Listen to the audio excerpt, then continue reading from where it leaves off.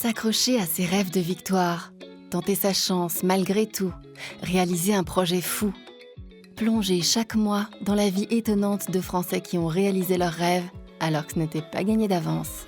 Faire gagner les rêves des Français, quel qu'en soit le chemin, voilà la mission de FDJ. Découvrez aujourd'hui les histoires singulières de ces gagnants.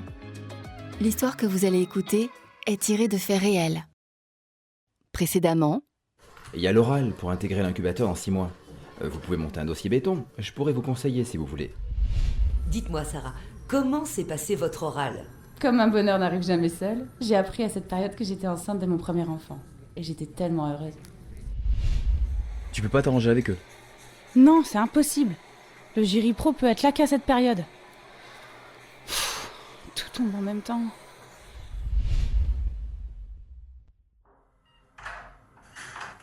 Ça va, tu te sens un peu mieux?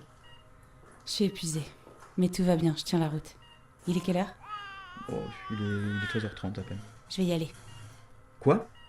Non, Sarah, je t'ai dit qu'il fallait pas que tu passes cet oral maintenant. Je suis sûr que tu peux t'arranger avec eux. Et en plus, t'as accouché il y a à peine 5 heures. Francky, je peux pas laisser passer cette chance. Je vais y arriver. Mais tu peux pas, t'as pas dormi la nuit. Je vais y arriver. Passe-moi mes affaires. C'est ma seule chance pour intégrer l'incubateur. Ah mais tu lâches jamais rien, hein, c'est dingue. Hein. En plus, il faut au moins 2 heures pour y aller là. Je peux y être en 1 heure. Je sais pas quoi te dire. Vraiment, ça me dépasse. Hein. Je reviens très vite, ma chérie. Francky, je vais faire ça très vite. Putain, mais ça va, mais tu tiens à peine debout là. À tout à l'heure. Souhaite-moi bonne chance. Bonne chance. Waouh, vous êtes motivée. Je sais pas ce qui m'a pris. J'étais persuadée que je pouvais y arriver. Je croyais à mon projet d'entreprise, je voulais saisir ma seule chance. Sauf que mon corps, au moment de franchir la porte de la chambre, m'a dit le contraire. Je me suis sentie très mal physiquement. J'ai commencé à faire un malaise. J'ai essayé quand même de me tenir debout pour sortir de l'hôpital, mais les infirmières ont fini par me retenir. Mais comment est-ce que vous avez fait ça? J'ai prévenu Sciences Po. La direction a très bien pris ma situation et elle a accepté de rappeler le jury en septembre spécialement pour moi. Selon une enquête de 2020 de l'Institut national d'études démographiques, l'INED, la naissance d'un enfant affecte bien plus la carrière d'une femme que celle d'un homme. Elle reste donc un facteur fort d'inégalité professionnelle entre les sexes. Il paraît, oui. Moi, j'ai eu la chance de pouvoir être entourée par des personnes bienveillantes.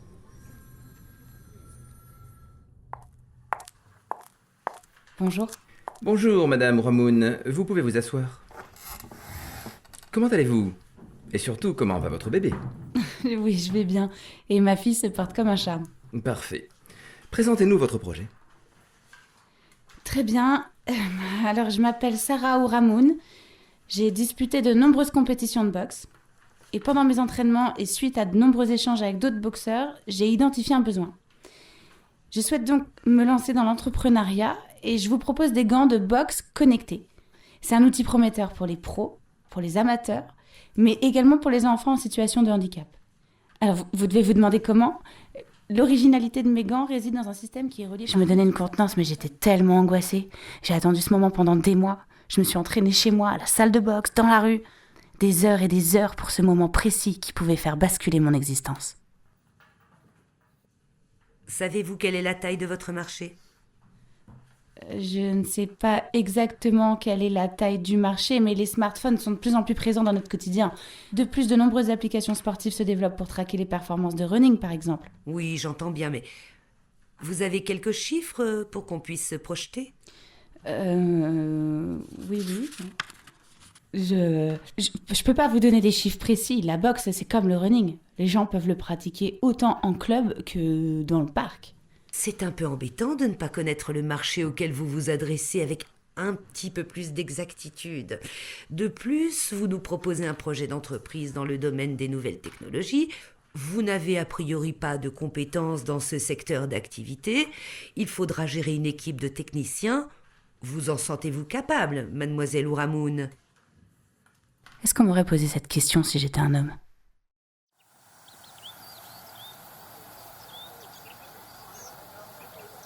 Il reste encore des merguez? Ouais, Ça va? je stresse pour un entretien que j'ai passé. J'ai l'impression que je me suis plantée.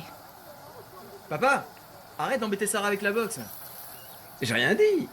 Mais c'est pourquoi cet entretien? J'ai passé un oral pour intégrer un incubateur. Un incubateur? C'est pour une entreprise que j'aimerais créer et Francky fait aussi partie du projet. Tu veux monter une entreprise? Mais c'est quoi cette histoire? Tu lui as pas encore dit? Non, pas encore. Mince. Francky, c'est pas possible. Vous vous rendez compte ce que c'est que d'être patron? Tu ne sais même pas quel genre d'entreprise on monte. Sarah, tu devrais plutôt reprendre la compétition. T'es faite pour ça. Et tu sais que je peux t'entraîner. Papa, arrête de lui parler de ça. Je m'inquiète pour vous, c'est tout.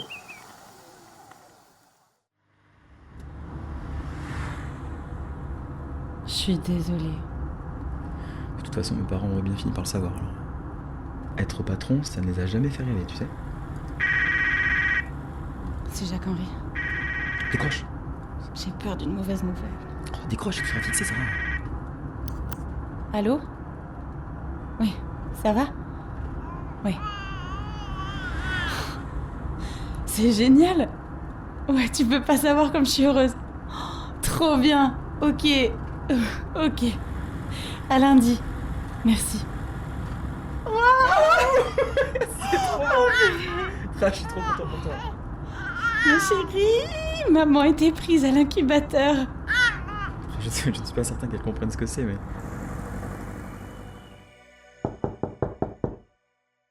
Oui, entrez? Il est joli ton nouveau bureau. Un peu vide encore, mais j'ai mis quelques souvenirs. C'est quoi ce trophée? C'était en 2008, en Chine. C'était les championnats du monde. Un trophée qui me rappelle l'importance de l'éthique dans le sport, mais pas seulement. Je suis devenue championne du monde à ce moment-là. À bien des égards. Et la compétition te manque? Tu veux que je te dise honnêtement? Oui. Terriblement.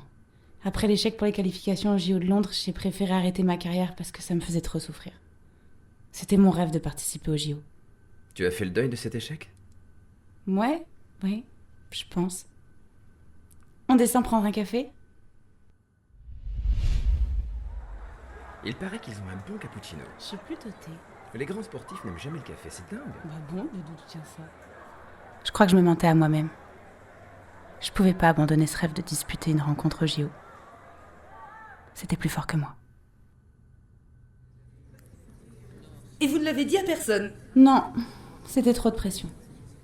On avait trouvé des associés, il y avait des enjeux, des gens commençaient à croire en notre future entreprise. J'ai couru partout pour trouver des financements, des bourses. Et puis Francky avait tenu parole. Il faisait partie de l'aventure à ce moment-là. Sarah, vous avez fait comment pour trouver des financements? Ça peut sûrement inspirer nos jeunes entrepreneurs dans la salle. Faut avoir de l'audace. Mais parfois, plutôt que de montrer les dents, mieux vaut savoir bluffer. Je vais vous raconter la fois où on m'a invité à une conférence sur l'échec. Dans les coulisses, j'ai croisé le patron de BPI France. On me disait souvent qu'il fallait avoir du culot pour être entrepreneur. Alors j'ai saisi ma chance. J'ai parlé de mon entreprise comme si elle existait déjà, alors qu'en fait j'en étais qu'à la genèse, et qu'il n'y avait rien d'officiel. Et ça a marché. C'est vrai que quand je me lance, je suis déterminée. Je pense. Peut-être un peu trop. Pourquoi trop? Parce que je suis comme ça, je veux tout, tout de suite. Et là, je voulais l'entreprise et me qualifier pour les Jeux de Rio 2016. Je me voyais pas finir ma carrière sportive sur un échec. Ce titre olympique, je le voulais. Surtout que je m'étais battue avec d'autres pour que la boxe devienne une discipline olympique. Il faut rappeler à tous nos participants dans la salle que la boxe féminine n'est entrée au JO qu'en 2012, soit 116 ans après la création des premiers Jeux. Oui, et pendant longtemps, c'était un milieu réservé aux hommes. Les choses changent progressivement, mais il reste du chemin pour faire progresser le sport féminin. La boxe féminine n'a eu son championnat du monde qu'en 2001. Les compétitions n'ont été autorisées pour les femmes en France qu'à partir de 1998. Mais à ce moment-là de votre histoire, votre carrière d'entrepreneuse commençait à décoller. Et malgré votre rêve de victoire olympique, vous alliez vous engager dans une autre bataille, celle de chef d'entreprise.